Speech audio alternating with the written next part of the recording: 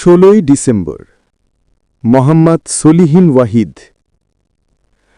আকাশ জুড়ে তারা আর মেলা, নয়নে ভরে আসে অশ্রু। এলো রে, এলো 16ই ডিসেম্বর। ফুলের তোড়া নিয়ে বন্ধুরা সবাই চলো স্মৃতিসৌধে। ভাবো মনে মনে কত শহীদ ঘুমিয়ে আছেন আজকের এই দিনে।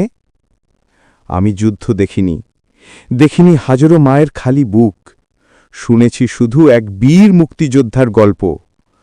আজকের এই দিনে কাজে ব্যস্ত থাকলেও যেতে পারিনি তোমাদের সমাধিতে।